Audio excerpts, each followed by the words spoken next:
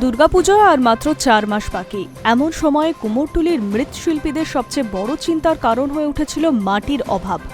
Diamond Harbour থেকে মাটি সরবরাহ বন্ধ হয়ে যাওয়ায় কার্যত থমকে গিয়েছিল প্রতিমা তৈরির কাজ। বড় বড় পুজো কমিটির প্রতিমা নির্মাণও ব্যাহত হয়েছিল।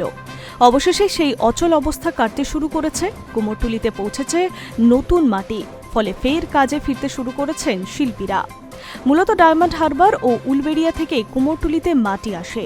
উলবেড়িয়া থেকে নৌকায় কিছু মাটি এলে তার পরিমাণ ছিল কম এবং দামও তুলনায় বেশি। অন্যদিকে গত 2 মাস ধরে ডায়মন্ড হারবার থেকে 1 লরি মাটি না আসায় উদ্বেগে ছিল শিল্পীরা।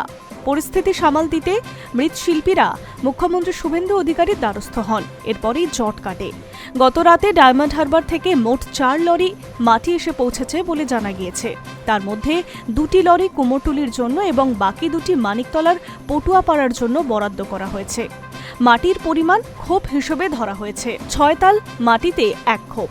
যে 4টি লরি এসেছে তার মধ্যে 3টি 12টি খোপ করে এবং 1টি লরিতে 30টি খোপ মাটি রয়েছে। কুমোরটুলির মৃৎশিল্পী সমন্বয় সমিতির সম্পাদক জানাচ্ছেন, আরও 3টি 12 খোপের লরি আসার কথা। আগামী কয়েকদিন আরও কিছু, তাতে কাজে ফেরা সম্ভব হবে। একদিকে এই সংকটের সময় শিল্পীদের পাশে দাঁড়িয়েছেন দিল্লিবাসীর ভাস্কর্য শিল্পী নবনীল সেন। কুমোরটুলির শিল্পীদের দুরবস্থার কথা জানতে পেরে তিনি আইনসম্মতভাবে প্রতিমা নির্মাণের উপযোগী কাদামাটি দান করেন।